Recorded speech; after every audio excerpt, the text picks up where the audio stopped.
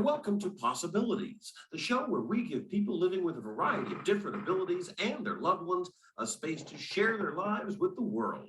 Thank you for joining us today, and here's your host, Danny Steeves.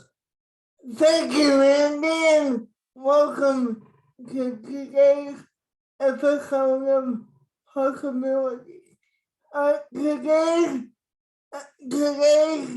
guest is gonna be David Connolly. Now, David is an artistic director with Drayton Entertainment, a local theater company located in Ontario, and they do some fantastic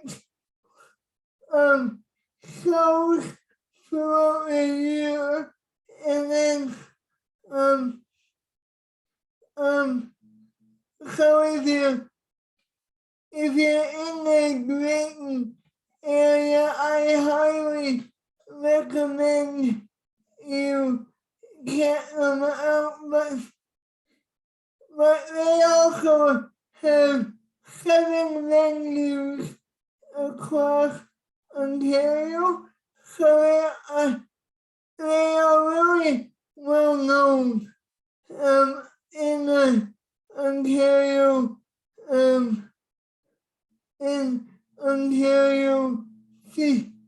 theater community.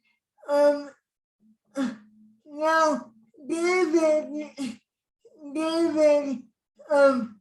has a disability himself.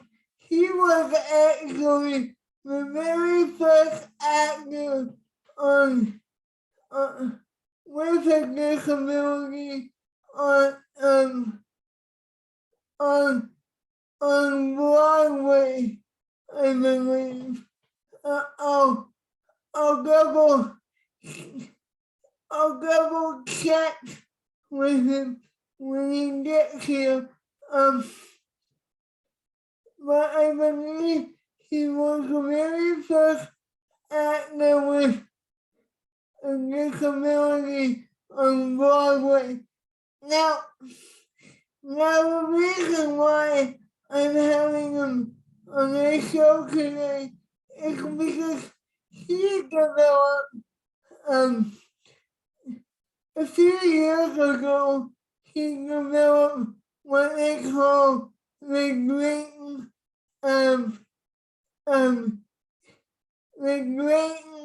Entertainment Youth Academy, and it's all about giving youth the opportunity to experience theater and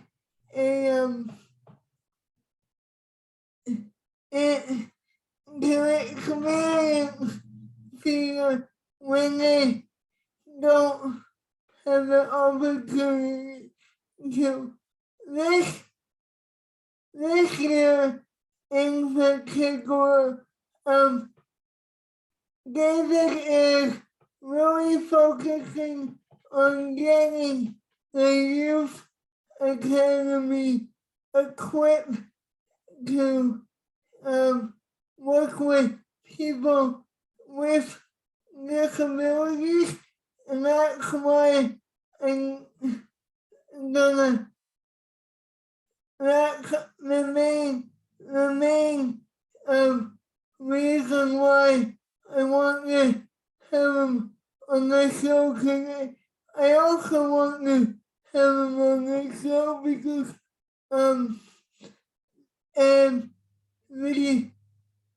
because I want to share his story with you about how he doesn't let his disability get in the way of pursuing his dreams or doing his job.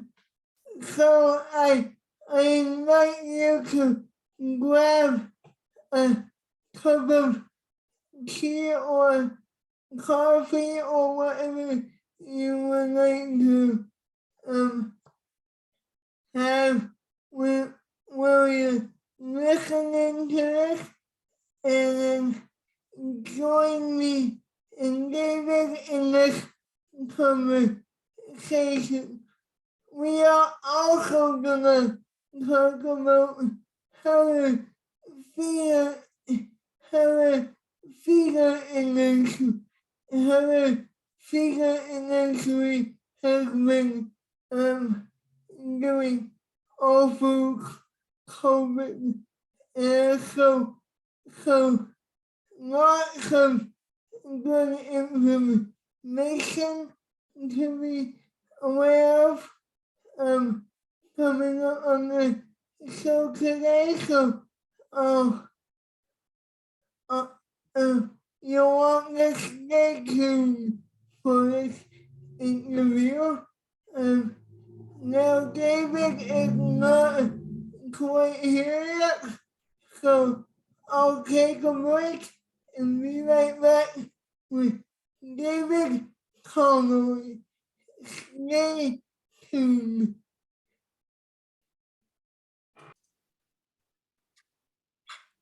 And welcome back to Possibilities. Joining me now is assistant artistic director of Drayton Entertainment and the director of education with the Drayton Entertainment Youth Academy, David Connolly. Welcome to the possibilities, David. Thank you, Danny. I'm so happy to be here. Thank you for thinking of me. My pleasure. It's a really a real pleasure to have you here. But before we get to the youth academy, I thought we might begin on how did you get started with Drayton Entertainment? Well, I was part of the Kitchener-Waterloo Musical Productions community theater group when I was in high school here in Waterloo. And Alex Mastakis was also part of that group, but slightly ahead of me. But he was a legend, obviously, has always been such a leader in the arts here in our community, that we kind of knew each other. That's the first time we kind of knew of each other, was right here doing community theater. And then I went away and kind of had my career. And when I started directing, he reached out to ask if I would come back and direct. And my first show was 1999. Wow. Yeah, and it's been a wonderful relationship ever since. So how did you become assistant artistic director? Well, about 7 years ago, because obviously Drayton grew and grew and grew, and Yeah. there's 7 theaters now, and it just Wow. it occurred to Alex that he would need, to some support, some full-time support year round, and so he reached out to me and asked if that I would, because I was living in Toronto at the time, and so he asked if I would move back to Waterloo and take this position, and I did.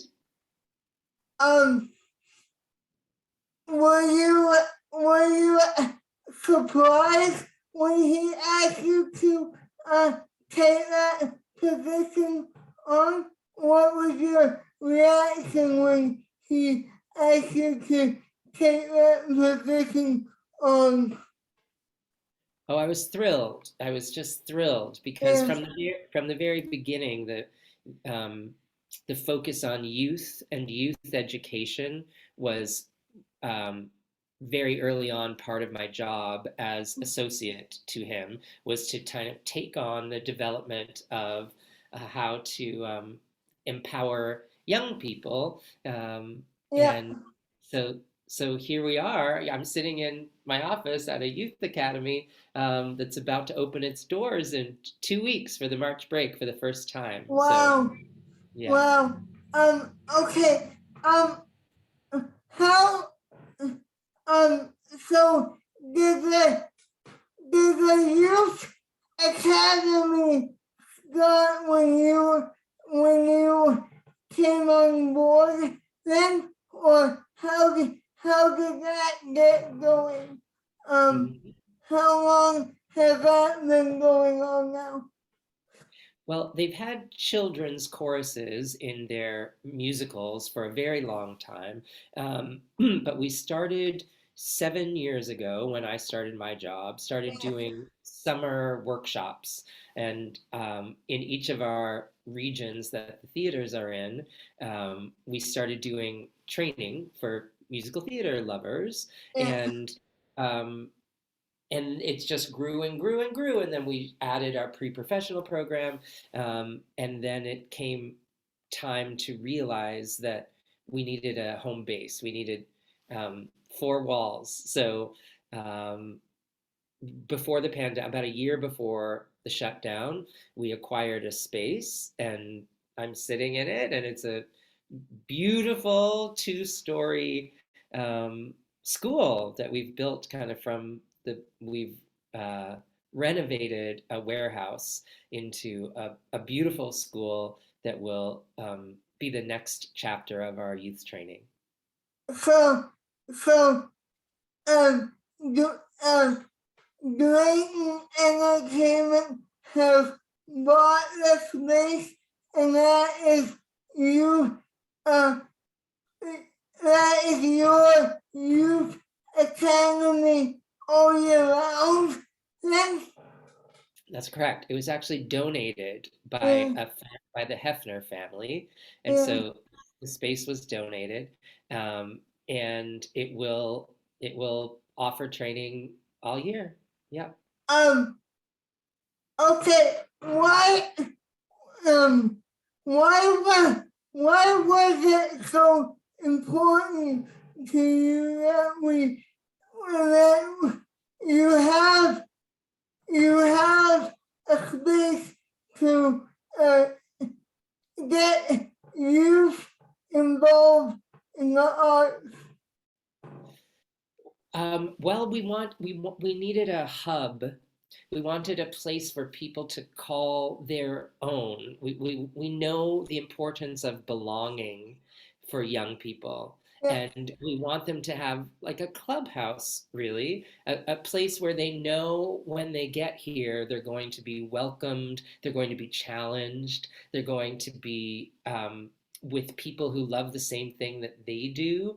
And so we just see it as like you know, a bright North Star that they know that as soon as they get here, things are going to feel good about the learning. So we just wanted, as I said, four walls and a roof that became um, something that young people could rely on. You know. Yeah. Let, First of all, let me say congratulations to you for getting that off of the ground. I know that it's not a small feat for you, so congratulations again. Thank you, Danny. On behalf of everyone who made it possible, because it took a village of really dedicated, passionate people who believe the same thing we do about the power of arts education. Yeah. Um, now, now I know from talking to you before, but how um you you actually have a a disability yourself. So can you share a little bit about that? Of course, yes. I wear two artificial legs below the knee. I was born with a congenital abnormality Yeah. that left the legs that I was born with useless. I couldn't walk on them. So I became a patient of the Shriners Hospital and underwent many, many surgeries over the first 5 years of my life, and then eventually got artificial legs and yeah, and then chose a career to be a musical theater performer. Um, yeah, and grow, grow, growing up, did you always did you always know that you wanted to be a, a in the arts, let's say? No, no, because this was long before social media. So we in my generation had no idea really of what was possible or what life was like. I think there's a real advantage these days that people can get a behind the scenes look into any profession, but especially the arts. And so it didn't ever occur to me that I would make my living until college. Like I was 17 or 18 before someone suggested I go to school to study performance, and I didn't even know that people studied performance. I didn't even know it was a thing. Like I just had no way of knowing that that was something that Yeah. people do. So um so uh what what what was your aha moment? I guess what was your aha moment? Like I want to do this for a living. Can you Mm, share that with us? that's a great question, Danny. Um, Mm, I think once I got to my first few days of college, first few days of my I went to Sheridan College, yeah, and um, I felt like I belonged there because there were other kind of misfit toys, you know, like people who are drawn to the arts are often like so passionate that they don't necessarily fit in other places. And now I was in a room full of them. There were 40 of us who all felt the same desire um, to fit in and to give back, which is what the arts are, right? It's our chance to try to yeah, help the world, you know? yeah. So, yeah. So once I got that, once I understood that it really wasn't about me, it was about me, you know, helping the audience, then I was hooked. That was my aha moment. So and then and then you already answered this, but why why why why was it so important to you that you get youth involved in the arts? Well, I think that arts training gives you skills for life, not just for performance. It gives you um, skills that you're going to take no matter what you go on to become. Communi- Communication skills, self confidence, um, you know, able to take criticism, being very dedicated, being very diligent in your practice, right? Because you can't get better if you don't like Yeah, commit, you know, commit. And taking risks is probably the biggest takeaway from this kind of training, is that every time you get up in front of strangers to do something, you're risking that they're not, that you're going to either win or lose, I guess, pass or fail, and share a part of your heart, which makes you empathetic. So really, Uh-huh. the short answer is empathy and resilience is, I think, what we teach. And I think the sooner we can all learn that, the better the world will be.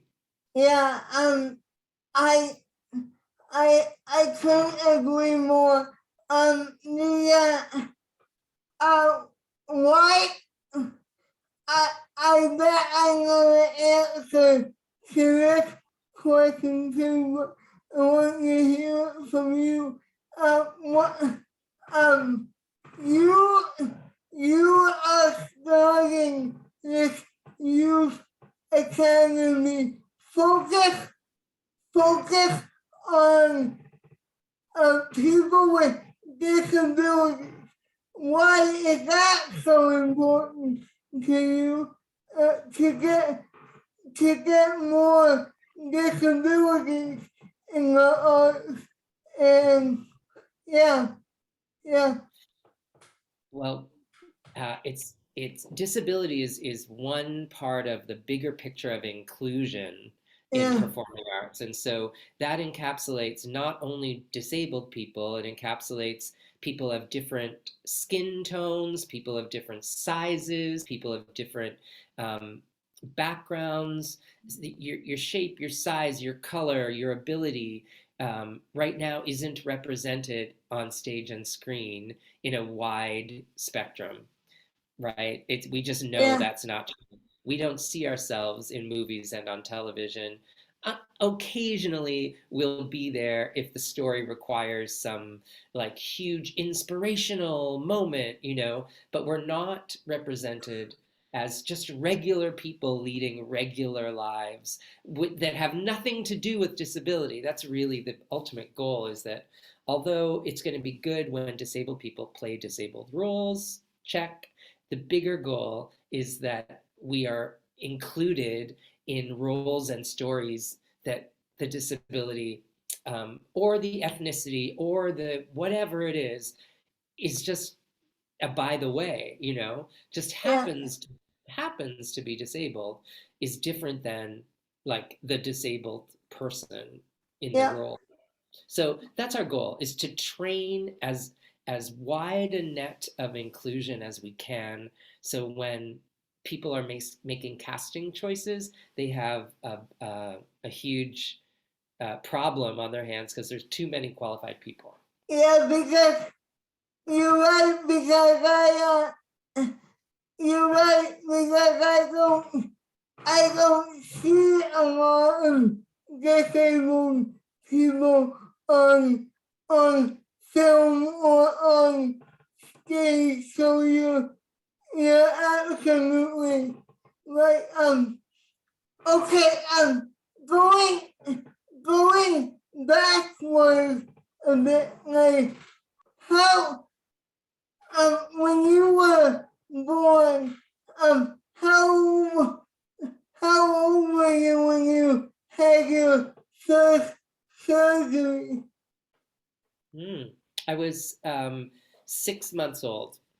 Oh, really? So you don't really remember what it was like to have um you don't remember what it was like not having uh, uh artificial legs, really. No conscious memory. No, Yeah. So no. um um di- why um why why do you believe that we shouldn't let our disabilities get in the way of um doing what we love? In in your case, um you're a choreographer and director. Why should we not why should we not let that disability get in the way of pursuing what we love? Well, I think it depends on why we do what we love. That's my motivator. Yeah, Yeah. So is it for me, I I I want to help. yeah, My, I want to do whatever I can to try to help the world be a better place. And that can only happen one person at a time. And so um, my disability comes second to my desire to try to help. So again, the thing we try to teach our students, that it's not about them, it's about the bigger picture, right? It's about the zoom out away from, oh, me and me. And I have those moments. I'm not, evolved to the point where I yeah, still don't feel sorry for myself, or like wish things were different certain times, or like, yeah, oh, I get jealous or I get upset. Like all of that still happens, yeah, but then at but then pretty quickly I'll realize that, oh, that's not helping anybody. And so I try to turn the ship around as fast as I can to yeah, remember that we're all the same. We're all the same. We all want the same thing, right? We we're, want. yeah, we're all the same. We just may have a different way of doing things. Like, yeah, well said. What I'll ask you more about this at the end of our interview together, but what would you say to those people who don't believe that disabled people are a valued part of society and that believe that disabled people can't do what they love doing, like whatever the case may be. Yeah, Mhm. um, I just hope, I always just hope that they um, find opportunities to educate themselves and find people and relationships that are going to open up their minds to um, steer away from the fear. Because all of that is fear based, right? If I'm not like you and it scares me, then I'm going to judge you to protect myself. Does that make sense? yeah, Because I don't have any experience in life with someone who's different. And so to protect myself, I'm going to shut you down. I'm going to judge you. I'm going to label you. I'm going to like compartmentalize you into something I can control because I'm afraid. And so for people who do that, I've seen it happen. It's possible to change. It's possible to, you know, evolve for sure. yeah. Well said. And I'm sure you um I'm sure you had that a time or two in your life where people are like, what you you have two artificial legs and yet you're a choreographer? How can you be a choreographer and that with two artificial legs? Has that ever happened to you? Have people came up to you and say, how can you do job that you are doing now? Huh. Not so much lately Yeah, because, I've kind of have a track record, right? Like I have yeah, a bit of a resume. So but in the beginning, I hid it. I hid my disability because I was able to kind of fake it. Um, and I didn't want people to give me opportunities because of it, and I didn't want people to take away opportunities because of it. So I thought at the time, this is when I was performing, that my best way forward was to disguise it.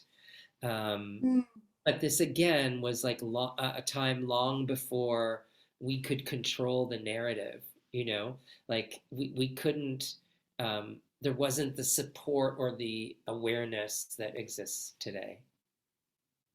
um, yeah, I, I, I understand what you're saying. You mentioned narrative. Where do you think most of that narrative comes from, or where do you think that idea comes from that people with disabilities can't do anything? Mm. Yeah, Um, I I guess because we were hidden for so long. yeah, We like for most of history, we were hidden away because society hadn't literally made um, navigating life available to us. We didn't have wheelchair ramps. We didn't have electric doors. We couldn't get into spaces to live our lives, and and so there and for the longest time until the 70s, we weren't even in classrooms together, right? Like they kept special needs and yeah, disability completely separated, and they thought that was good. They thought that that was like, oh, we'll give them better attention if we corral them all into like one space. But then yeah, people grew up without knowing, right? Being afraid, not knowing about what it meant to interact with someone who was disabled. So now that's slowly getting better because the people who are making decisions now have had interaction in their school system with, and they know it's not scary, and they know what's possible, and they know that we're among the most resilient people out there. and and let me ask you this: do you think the art, um, and TV and film and stage have something to do with that mind shift that okay, people have um people with disabilities have the opportunity um to pursue what they love, and um we can get in the way of pursuing um of them pursuing their dreams. Do Absolutely. you think film and television has helped that narrative or that misconception, if you will? Absolutely. Yeah. And have it, how has it helped? Like how have film and television helped that narrative? Well, they're just slowly opening the doors. The world is ready. The audience is finally ready to um, start just opening up their minds and their hearts to ideas like Coda, the film, right? The deaf film that just won the SAG award. mm, Like Coda, and Ali Stroker on Broadway is the first wheelchair user to win a Tony Award, which is like their Oscar award, you know. And so there are there are baby steps forward of inclusion, um, because I think people are finally seeing the benefit of of how much you can um, learn from seeing someone who navigates the world differently than you do. Oh, that's not how I wash the dishes. That's not how I climb the stairs. That's not how I, huh? You know, and so that's like win, win, win. Everyone in that yeah, wins. The disabled person wins. The person learning from the disabled person wins. It just like it's. I think people are finally recognizing that the benefit of it all. speaking of Ali, Ali Roker and the work she's doing, correct me if I'm wrong because um weren't you the very first weren't you the very first um disabled actor on Broadway? I was the first amputee. The amputee, sorry. Um, That's okay. what, how does that make you feel, having that title on your Hmm. resume, if you will? Like, how does that make you feel? Like, yeah, yeah, Well, it's both an honor and a very big driving force behind me doing, you know, heading this training, is because I don't want that title anymore. I don't want to be because I'm the only amputee to have performed on Broadway still. And so I want that statistic to change. And so I want to do whatever I can to empower someone else, another amputee, to steal that title from me. I hope it's soon.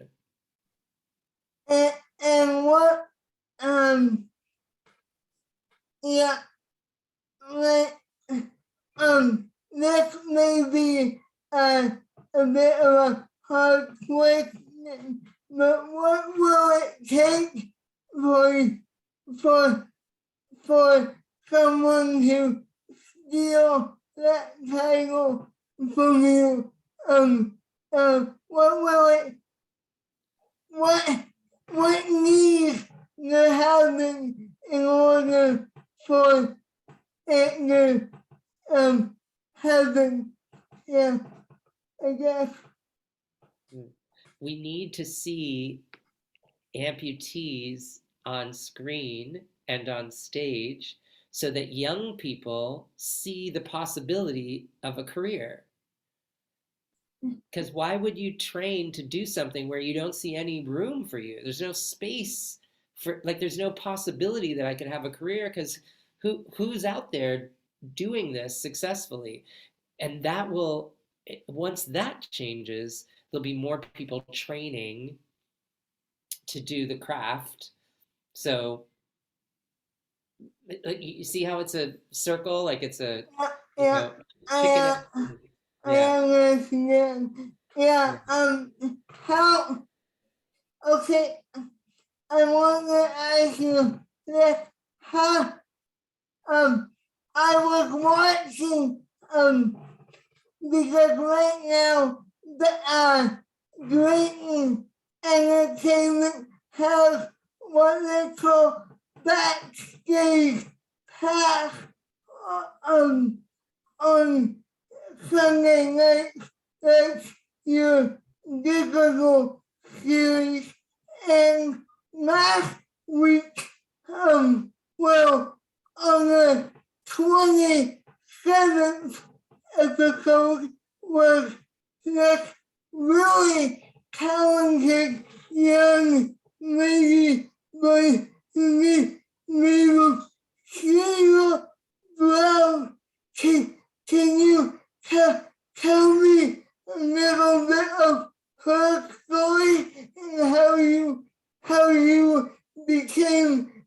involved with her because Alex said that you were really connecting with her. So can you talk more about her?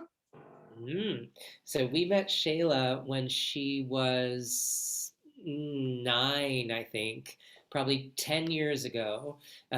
She's from Penetanguishene, kind of that area where our King's Wharf Theater Yeah, operates. And she came to an audition for Joseph and the Amazing Technicolor Dreamcoat Children's Chorus, and she's blind.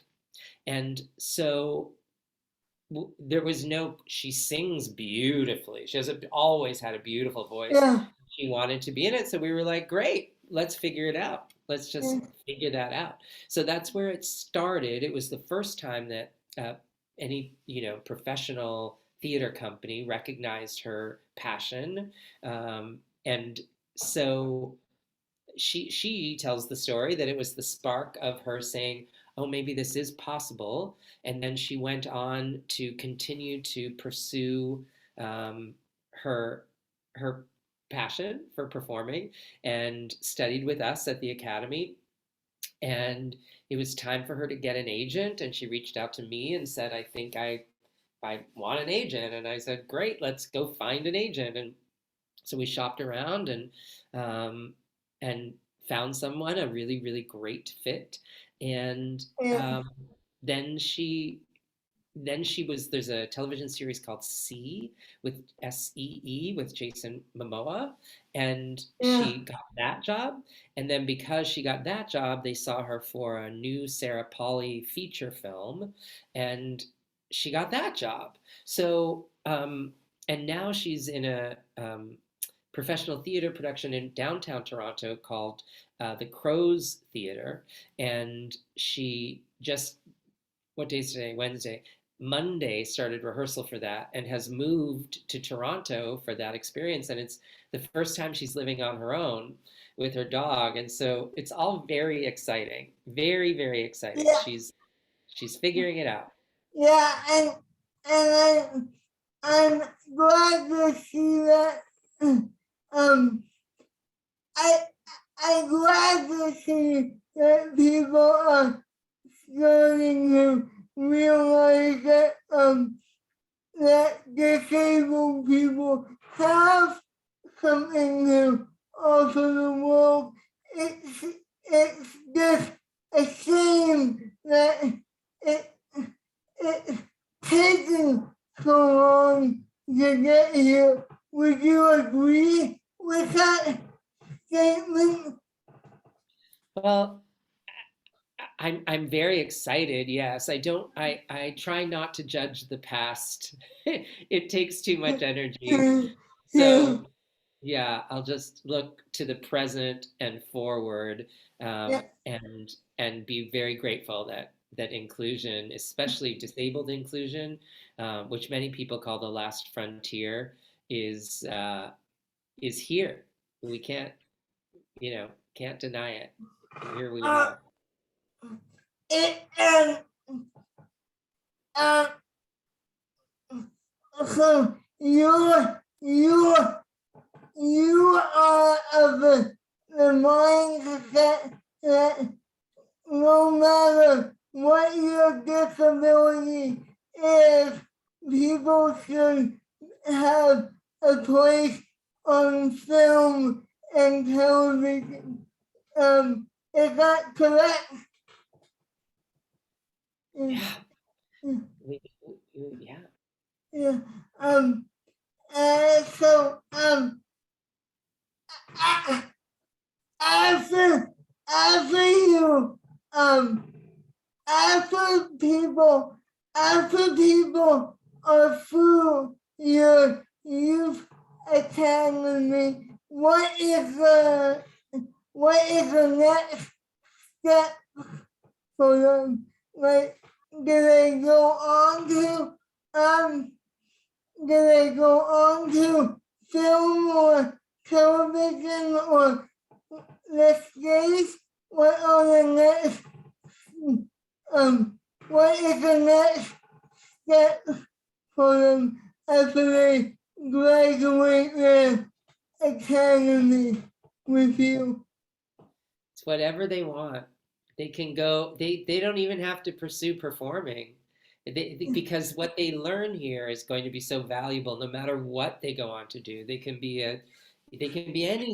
anything in the world, and they'll be better at what they do because they came here. So sure, some will go on to do film and TV and stage or be backstage. Whatever makes them happy, but some will go on to, entirely different vocations and professions. And Um, do you have um do you have any disabled actors with um with Drayton Entertainment at the moment? but we're not operating at the moment, right? We're shut down Yeah, still. We're right, yeah, annual commission. yeah, But right before we closed, like right before the shutdown, we were doing a production that had a wheelchair actor in it named George Alavisos. He was in our production of A Few Good Men at yeah, the St. Jacobs Country Playhouse. So, um, yeah, so we're super happy about that. yeah. Um, uh, I'll talk to you a bit off camera, because I um I have been toying with this idea for years, and I want to um uh share it with you, but I don't want to share it on camera, so we'll wait until after the camera is filmed. Um, what what has what has been your favorite film or stage role that you have done or been involved in? Like, what has been your favorite thing that you have done? Yeah. Well, I always say my favorite thing is the thing I'm doing right now. And right now I have a television series on CBC for preschoolers, excuse me, called Ukulele U. It's on CBC and CBC Gem, and it's a sing-along variety show for preschool kids that's on every Saturday morning on CBC and whenever you want on CBC Gem. And it's been um, it's been wonderful to work on that show because it is very much about inclusion, and we have a regular cast member named Stella who is in a wheelchair. So it's CBC's first ever recurring character in a wheelchair, um, and I got to be a part of it. So I'm thrilled about that project. And and I was reading I was reading your resume before we came on the air, and you actually had quite a along with CBC. You produced the Google Books as, as, as well for them. How did you get involved in that project? Yeah, Do you remember the Doodle Bops? yeah, yeah, Yeah, yeah, yeah. yeah, Um, Somebody recommended me. Somebody yeah, just I yeah, worked on a show, and it's just about staying friendly to everyone you meet because that's the only way I got that job. I was yeah. friendly with someone, and they paid it forward. So, um, so, um, go, going, going, looking into the future, what is next for David Connolly? Yeah, These are great questions, Danny. You're so well prepared. Thank you. Um, well, the school is brand new. We're going to open our doors on March 14th. And Mm, so my future is to realize this dream. We realized the like walls and floors and ceilings, and now we have to work really hard to make sure that people know about us and that when people get here, they feel like they want to come back. oh yeah, yeah, and I I think uh you youth youth academy aside for a minute. I think that you and Alex have have always done that at Drayton Entertainment. So I would expect nothing less from the two of you. So yeah, I can't wait to see what you do in the future. Thank you so much. I Um, can't wait till you visit here. yeah, what what have okay, going to the fever in fever realm in general.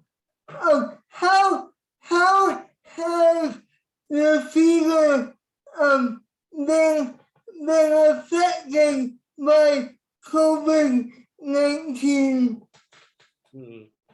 Yeah, Well, it's completely shut down, right? We were yeah, decimated is a word that's floating around.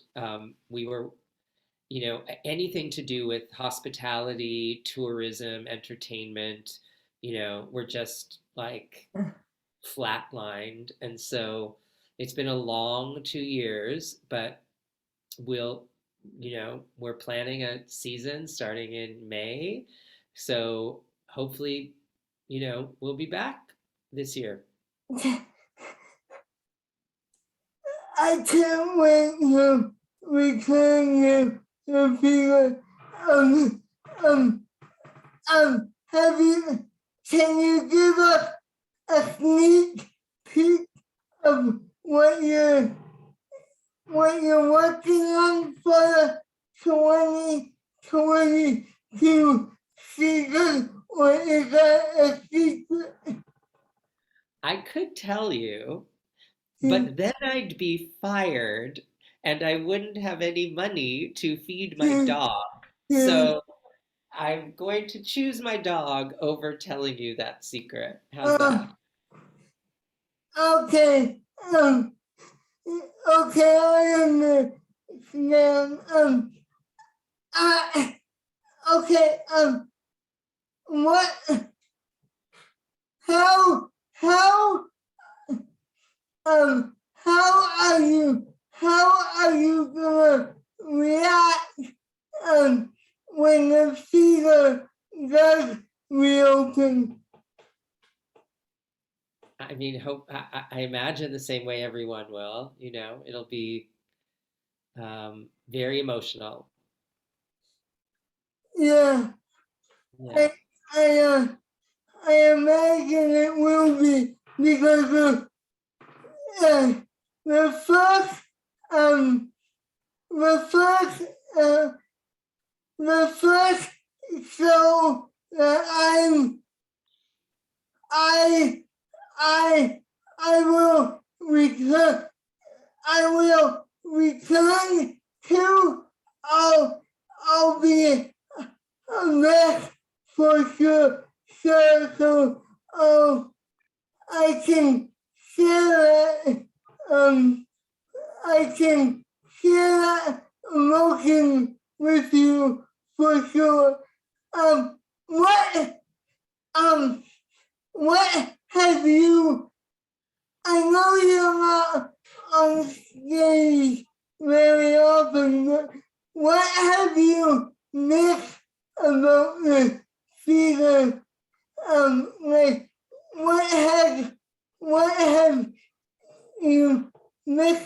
the most about directing or performing?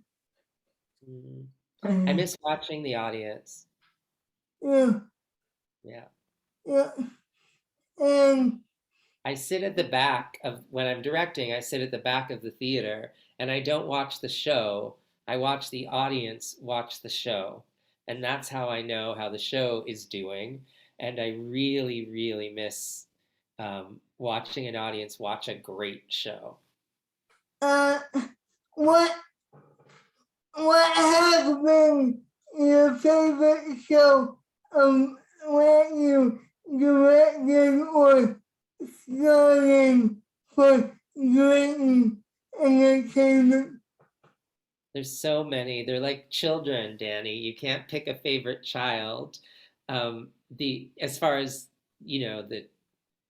the type of show that I generally do is either a panto, right? I do the pantos for Drayton, and Yeah, yeah, those I, that's just seeing a community become a community in front of your very eyes is a blessing.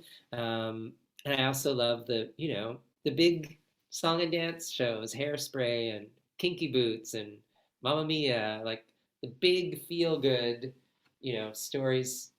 Uh, yeah, yeah. yeah. I yeah. I just can't wait to return your finger again. So when whenever it whenever it reopens, I I'm there with bells on. So Nice. Get your bells ready, Danny. Get those bells dry cleaned. yeah, I, Yeah. I can't wait. We Um can't wait either. um so uh what what what will be your final message um for um for everyone watching this? What would be your final message, Jerome? Mm. I think it's to follow you. That's my message, to make sure they stay connected to you because you're the next generation. You're the one who's defying all the odds, against all the odds. You're doing this thing and you're making it happen and you're figuring it out and you're like, trying every way you can to move the needle, right? Away from um, the way things used to be, and you're so successful, and you're so, you know, um, yeah, you're a role model for sure, and I think people should stay connected to everything you're doing. Well, well, thank you, David. You're a role model to me for sure. Uh, you and Alex have been so supportive of the show um, from the from when I met with you last year until now. You have been 100% behind me. So thank you both for supporting the show. Of course, Yeah. anything you need. Um. All right. All right. So, uh, for those of of my audience that want more information about you or what what is happening with the Youth Academy, where can they find that information? Mhm. Drayton Entertainment Youth Academy.com. Um, and and you are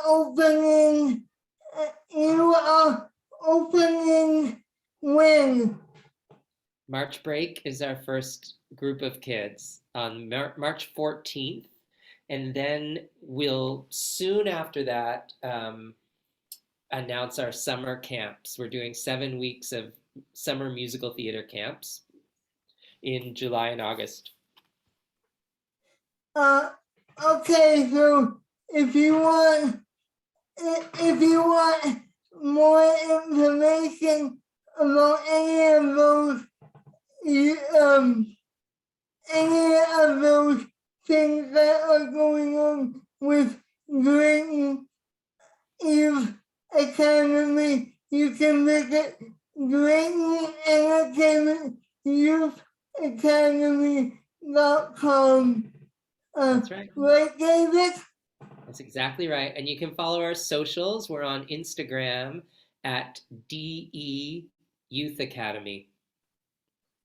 David Connolly, thank you for joining us today. It's been a real pleasure. Likewise, Danny. Thank you so much for thinking of us. And anytime you want to come back, you're more than welcome. Thank you so much. I appreciate it. Okay, if you want to get in touch with me here at the show, my email address is possibilitiesshow@gmail.com. And